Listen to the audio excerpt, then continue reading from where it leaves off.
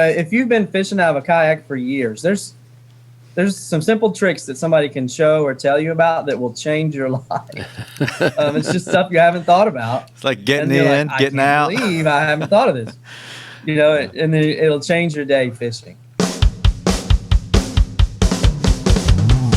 The award-winning Tennessee WildCast is on the air with the latest on hunting, fishing, boating, wildlife watching, and all things outdoors. Make welcome your host, drummer and outdoor expert novice, Jason Harmon. All right. Hello, everybody, and welcome to this edition of Tennessee WildCast. We're glad you're tuning in. Thanks for watching. Thanks for listening. Got a fun show for you today. We are back in studio. We've got Mr. Don King helping me co-host. Yes, sir, Jason. Good to be back. Yeah, it's good to be back in studio here. And today we have special guests on Zoom. So introduce those folks. Andrea White, she's the ACA Tennessee State Director, and Geoff Luckett. He's a Tennessee kayak angler, board member of TSRA, and a lot of other things, and we'll let those folks introduce themselves today, but it's going to be a fun conversation on paddle sports and fishing from kayaks or canoes or that kind of fun stuff. You bet. I'm excited to have them. Guys, thank you for coming. Hey, thank you so much for having us, Jason. Andrea reached out to me. She's been on the show before. Yep. We had her back, I don't know, it's almost probably been 2 years now, a year and a half, something like that. But she was on. We always have a good time. Yeah, this is a great place to be. But she came on. We talked to Paddlesports, and I think Betsy joined us that day. Yes, Betsy Woods. Yeah, she's our boating education coordinator here at the Wildlife Agency. So anyway, that was a good day. But glad to have you guys here. Andrea, introduce yourself, and then we'll move over to Geoff. Sure. So guys, I'm a Nashville girl, born and raised, and I came to all of this. I used to be a board member for the Tennessee Scenic Rivers Association, but now I work at the state level. I'm the state director for the American Canoe Association, which means I work with 9 paddling clubs statewide and all their leaders. There are 2 outdoor schools, and I work with all the certified paddling instructors and rescue instructors in paddle sports across the state. And we really try to represent the paddlers on Capitol Hill, both for access issues and when we want to advocate to get protections for a river. We do a lot of training to try to make sure that the paddlers out there are as safe as possible and are able to advance in the sport and have as much fun as they possibly can carving the water. And today I'm so excited to be able to bring my friend Geoff with me. Geoff won't tell you this, but he's the only certified ACA kayak fishing instructor east of the Mississippi. And so Wow. he not only is he the founder of Tennessee Kayak Anglers, which is 8,000 members strong. Wow. But he's just an incredible paddling instructor and kayak fishing instructor, and we're so lucky to have him here. Awesome. Well, Geoff, go ahead and introduce yourself. Give us a few more details. Andrea had a good introduction there. It's kind of hard to follow that up. I'm also from Tennessee. I spent the first 15 years of my life in East Tennessee. And then I spent about 15 years in Central Florida. And then I've been back to Middle Tennessee for the last 17. I started paddling and fishing in Central Florida. Okay. Paddling was just a way to get off the bank. So I didn't have a whole lot of paddling experience or instruction. And then when we moved back up here, I realized I wanted to learn to paddle as much as I wanted to fish. I have as much fun paddling as I do fishing. Mm-hmm. So that's how I got into figuring out the right ways to paddle and the right strokes and all of that. And then I'm a teacher by trade. So it kind of naturally lends itself to getting certified to teach paddling and fishing. So that's how I got to where I am. That's cool. I couldn't see paddling without fishing. I love to fish, so I'd have to have a rod with me. Yeah. Oh. Well, so that's how it started for me. And then once especially in Florida, it was all about fishing, and the boat was just a way to not be standing on the bank. Mm-hmm. And down there, there's all those little bitty ponds, and they call them lakes, but all these little bitty bodies of water that you just want to get to the middle of. But then when you get here and realize, if you're paddling a long distance, it can make a difference in your day if you know how to do it correctly. So definitely, and it can wear you out too. Yes. Yeah. Well, and I'm a river kayaking instructor as well. I am not a fisherwoman. I don't claim to know the fishes, but I have lots of respect for my buddy and all his friends and the things that I don't know how to do. Yeah. But I dabble in a little bit of whitewater. I've dabbled in a little bit of ocean kayaking. My claim to fame in Middle Tennessee is that I helped to bring the rescue training that we do so prolifically on the whitewater rivers in East Tennessee to the beginner paddlers on the lakes and Class 1 rivers in Middle Tennessee. And we did that about 5 years ago and sold out those classes 3 times a summer for 4 years. And then, of course, COVID hit, and now we're trying to regroup. But those classes made such an incredible difference in the safety consciousness of our recreational paddlers across Middle Tennessee. Yeah, it's important to be safe out there. It can get dangerous for sure. It's not whitewater in Middle Tennessee a lot of times, but you never know what can happen. It can be deceptive, especially for newcomers. The data tells us that the most paddling accidents happen on Class 1 water or less. And if people get complacent in slow-moving rivers or lakes, you look at the Ocoee River and you realize it's dangerous. Yeah. The minute you look at it, it's not a jump to think, "Ooh, I need to know what I'm doing before I get in there." Right. But you look at the Caney Fork River when they're not generating, and it doesn't look so dangerous, but it can be just as dangerous, as that Class 4 river if you don't know what you're doing. Yeah, for sure. And Geoff, you told me something about the Caney that I had not realized. You were telling me that when they replaced the generators a couple of years ago, that they put more efficient generators in. So if you paddled it 2 or 3 years ago and you're used to what 2 generators of water feels like, that it's a whole lot more water now than it used to be. Yeah, they can push more water with the generators than they used to. So it can be, and it can catch you off guard for sure. Yeah. Especially when they're generating with 2. I know the Smith County. When there's one, it can't be that much different with 2, but it's a big difference. It can be a big difference. Yeah. I know the Smith County Rescue Squad said that they did, I think, almost 30 swiftwater rescues last year on that Class 1 section of the Caney down below the dam. Yes. Well, fishing below any dam can be dangerous. Yes. Yeah. It's crazy. I saw a video of the day of just the water's boiling below Cordell Hull, and that you got to be careful. Well, along those same lines, we're always trying to be number 1 in Tennessee and all, but I guess we've been number 1 or tied for number 1, right, Andrea? Yes. With a neighboring state. Tell us a little bit about that stat. Yeah, in this particular case, being number 1's a little troubling. Right. One of the good things that's come out of the pandemic is that there's more people coming into our sport, and we certainly welcome them with open arms. There's been this huge popularity in paddling, and we want to welcome them to the family and get them trained up and have paddle buddies that want to go with them and do it right and have the best time possible. But what it has also meant is that it's changed the trajectory of the fatalities in the country, so that whereas normally the state with the most river-related paddling fatalities will be out west somewhere. It'll be California. It'll be Colorado. It'll be a state with big destination whitewater paddling. Right. And what's happened instead is it's the Tennessee and Arkansas for 2020 are tied for number 1 in river-related paddling fatalities. And the vast majority, 6 of those fatalities last year happened on Class 1 waterways. It's really disconcerting that the Duck River, that the Richland Creek in Pulaski, the Caney Fork, that the little pond in Monterey. These are the places where people died last year. And it's just really disconcerting because it's not some big rapid on the Ocoee that's tripping people up for the most part. Right. It's things like wearing a life jacket. It's things like being dressed for cold water. It's things like not going over a low head dam, knowing your waterway. There's some really simple things, and we want to do whatever we can to inform folks and give them, if we can give you a half day of training or 1 day of training and we can change your whole life and you'll have that much more fun in the process. Right. I mean, that seems like a win-win to me. Yeah, I totally agree. Yeah, there's some simple tricks. If you've been fishing out of a kayak for years, there's some simple tricks that somebody can show or tell you about that will change your life.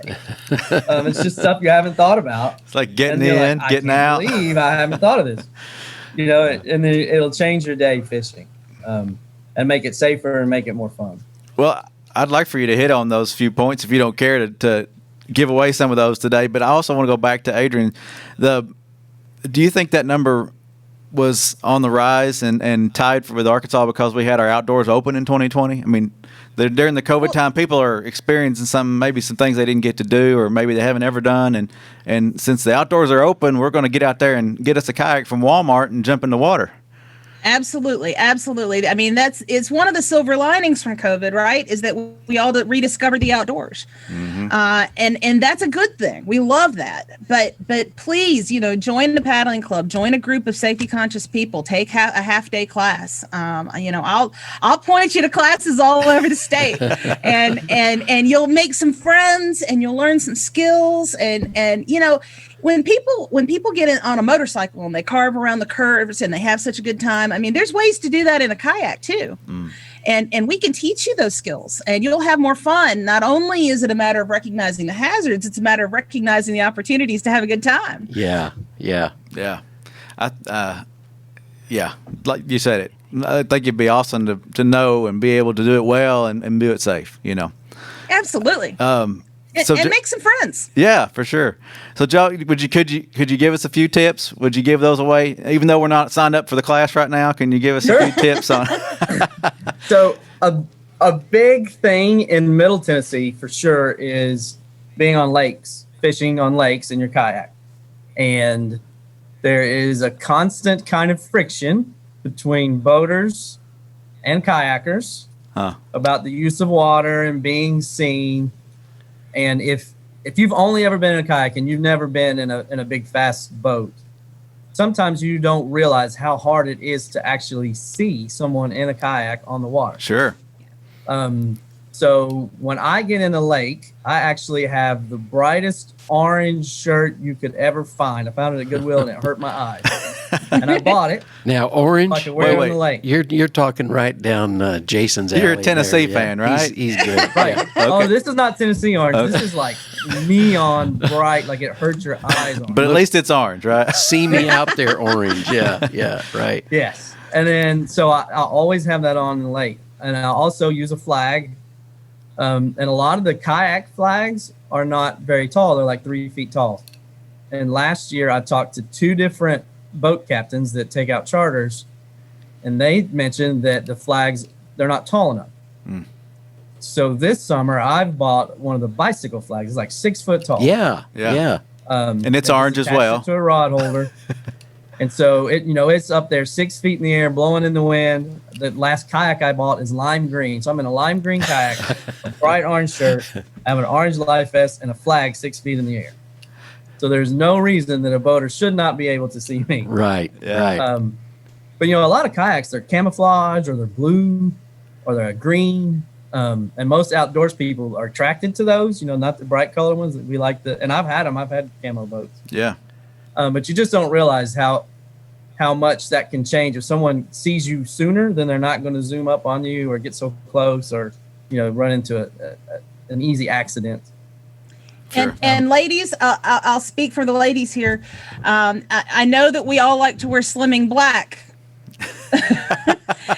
and particularly if you're out at the lake and we want to look nice, we want to look all slim and whatnot. Yeah. But when that black is underwater, it's hard to dig you out. Yeah. And so if you're wearing brighter colors, it's easier for somebody to find you if you're in trouble and pull you out of the water. Good point. So one of the Bright biggest colors, tips. yeah.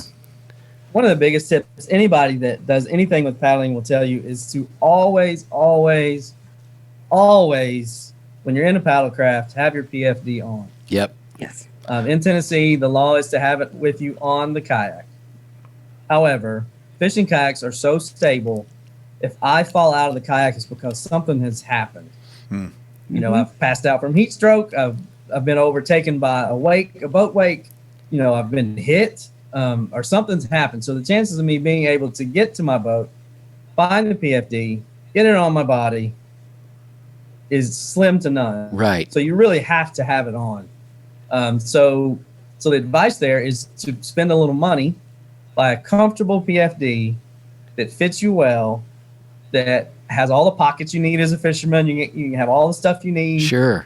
And Hey, I then like pockets too. Yeah, you got your snacks in there. You got a place for your phone. I mean, a lot of PFDs now have pockets made the exact size of an iPhone, and that's not an accident. Yeah. And the inside of that pocket is actually cushioned, so it's like a nice little safe place for your phone. But it's really important that if you're in a paddlecraft, you're wearing your PFD, not just have it with you. Right. And it's something to think about too, is that the inflatables. I mean, people like the inflatables. Maybe they're better for the tan lines and whatnot, but if you don't wear that in the boat, it's not considered a life jacket in the boat. Right. If I'm not mistaken, you have to wear an inflatable for it to be counted as a life jacket in the boat. But I like the idea of just wearing it all the time, no matter which one you got. Just keep it on. And the same is true for the paddle boarders with the waist belts. Gotcha. If you don't have it on, that doesn't count as a life jacket. You can't just have that on your board. You have to have it on. So, and I have trust issues. So those self-inflatable things, You never know. scare me. I like the ones that I know are already open and are going to float my body. Yeah.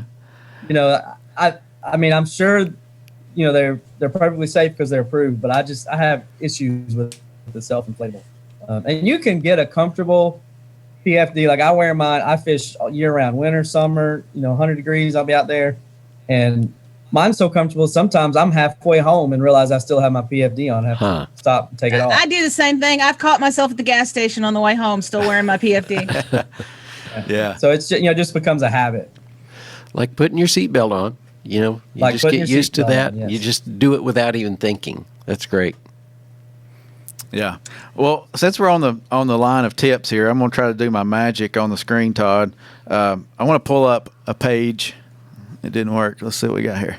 I want to pull up a page on our website. There we go. That shows a PDF of all the things that you need for boating and things like that, for paddle sports in Tennessee. We've mentioned the life jackets. Wear an approved wearable life jacket. It must be one. You don't have to wear it, but like we said, it's important. You probably should just go ahead and put it on. It's much better to have it on than to have it floating in the water next to you when you flip it over. But you at least got to have one in the boat.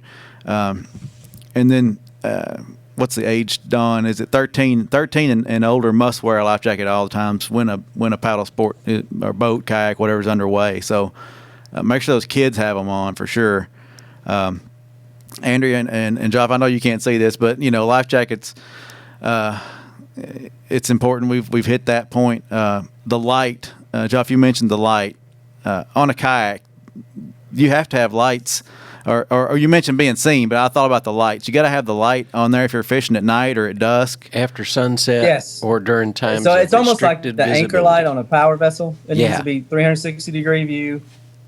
And I would also, another tip that's not required, but it's good, is to have a high lumen flashlight you can get to quickly. Okay. Oh, right. And if you're fishing at night and you see a boat coming in pretty fast, you can blink that high lumen light 2 or 3 times. right? And so they might not see your anchor light, but they will. If they see that light flash 2 or 3 times out in the middle of the water, they're going to automatically slow down because they don't know what it is. Sure. Yeah, I know a lot of paddlers that like to do sunset paddles or full moon paddles will wear like one of those high lumen headlamps. So that they can flash that, with one little quick button push. It's already on their head, and they can flash that if they need to at night. And it's great for tying lures on. If you're out there. Yes. it brings the bugs in, so you got to do it fast. That's true. Well, you can do the red light. You got to tie it real fast, turn it off. No, you've got to have that white light. The white Now, light. I will say another tip Geoff taught me. I learned a lot from Geoff. One of the things that's very trendy right now on the fishing kayaks is to put the red and the green lights on as though you were a big boat. Oh. But it confuses the issue when you have a question of right of way with a big boat. They see the red and green lights and they think you're not a kayak. They think you're a bigger boat, and it confuses the right of way kind of instructions for what would happen next. Gotcha. So if I'm not under power, then I have the right of way and they have to avoid me no matter what. But if they think that I'm under power with my red and green lights, the way you overtake a boat, the way you go in front of a boat is all different. And it can be confusing, especially, some of the kayaks now are, the size of a John boat. Yeah.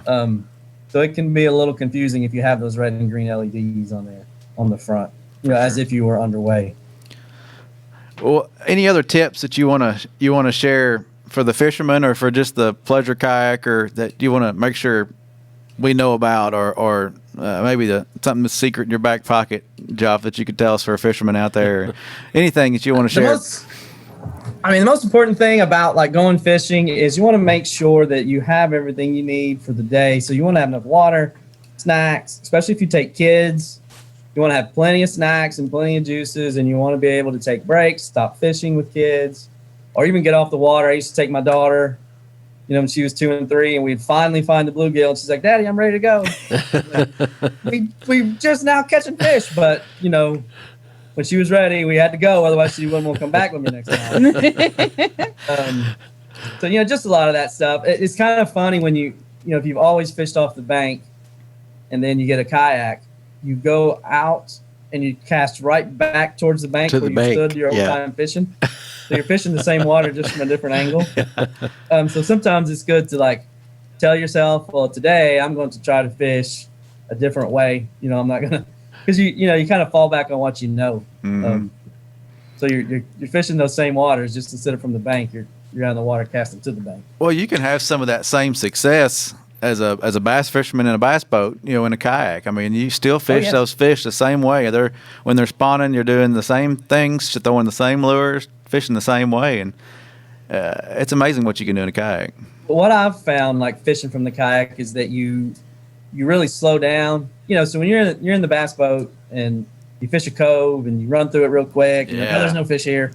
You hit the motor and you run 3 coves up. Well, when you're in a kayak, you're not doing that. Like you got to load back up in the car and drive somewhere else. Yep. So you do slow down a lot, and you tend to hit water a lot more thoroughly. You're in a bass boat, you might hit a cove and hit 2 or 3 logs, and then you're like, oh, there's no fish, and I'm out. And we'll see that while we're kayak fishing, and then they leave, and then you catch 5 or 6 fish right where they left. You showed them, didn't you? Yeah. Yeah. So it does change the way you fish a little bit. Yeah, for sure. But it's enjoyable. The most favorite thing for me is to be out there when the sun comes up, because there's usually no boat traffic. It's really quiet, and then all of a sudden there's noise. You hear birds, and then you hear other animals, and then the bugs show up, but it's like the whole world comes alive. Yeah. It's like there's no sound. You don't have a motor, you don't have a boat. You just sit out there and watch it happen. It's like sitting in the deer woods, waiting for the sun to come up. Yep. So, Jason, I have a tip I can throw out there for you. All right, let's hear it. Yeah, one of the things I get asked about a lot is tethers. And it could be, that they want to tether to their paddle. It could be that they want to tether to a dog. It could be that they want to tether to tow a child, right? Okay. And there's some pretty clear rules for what's safe and what's not on that I want to kind of get out there to folks. If you're on a lake, your biggest hazard is going to be things like wind, right? So if you're on a lake, having a tether to your paddle, that works. That is a safety plus. Mm-hmm. But if you've got a dog or a child, and particularly if you're on moving water, if you're on a river, that becomes a really serious entanglement hazard that could end up drowning somebody. And I don't know about most folks. I tend to be more cautious with my dog than I am myself. So I want to make sure my dog is even safer than I'm going to be. So you really don't want to tether the dog to the boat, or the dog to you, or the dog to the paddle. And if you're going to be towing a child, you want to use a tow belt so you have a quick release. I got you. So if you were to go around a bend and there's a strainer there, and there's something happens untoward, that you have a quick release, that nobody is going to get all caught up in that strainer. You're taking a chance of dumping your child, or entangling yourself or entangling them. It could be dangerous. I could see that for sure. That makes sense. So you've got to be judicious about using the tether. Now, that said, I do believe in having everything in your boat connected to your boat, so if it flips, you don't lose it, right? But you got to kind of be strategic about that. You use little tiny bungee cords, you tie things down, you use your carabiners, but so that if your boat flips, you don't lose everything. Nobody wants to lose everything. Yeah. I know, Geoff, have you used those like floaty things on your fishing rods in case you tip over? Yes. So floats for the rods. tether down my box for my lures. I'm a minimalist when it comes to tackle. Some guys will take, looks like a bass boat. You got 14 rods and 200 pounds of tackle. I usually have 2 or 3 rods and a little thing of tackle with me. But the same thing, my tackle bag has a carabiner and it clips to my chair. Just in case you do go over.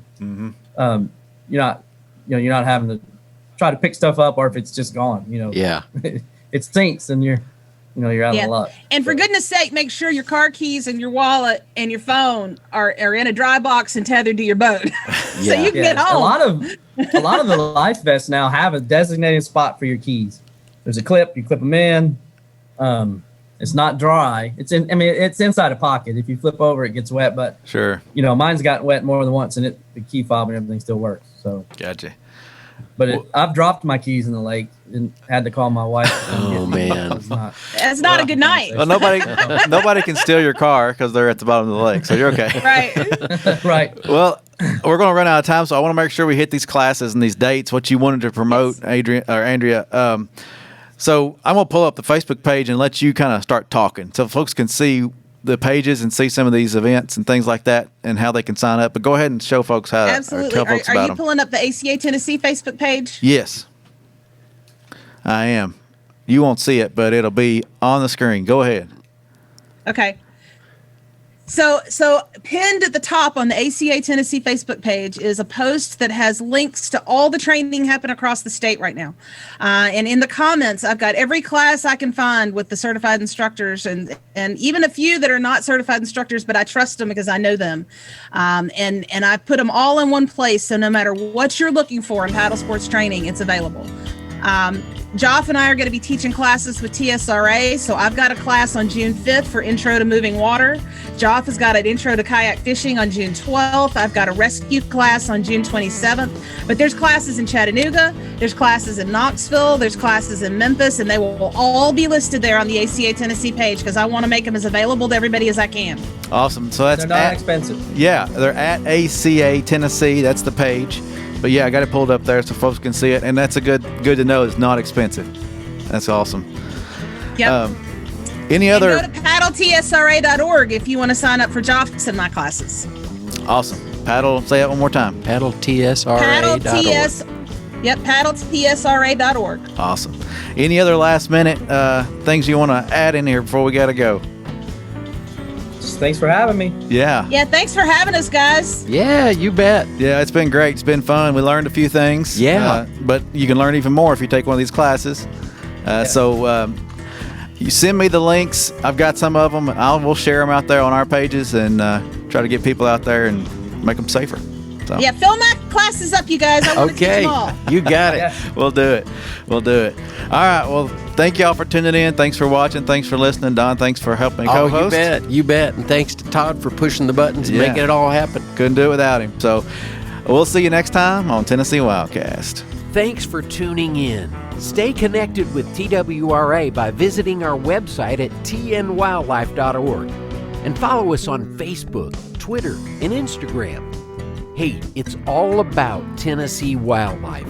It's what we do. Tennessee WildCast will be on the air again next week. We'll see you then.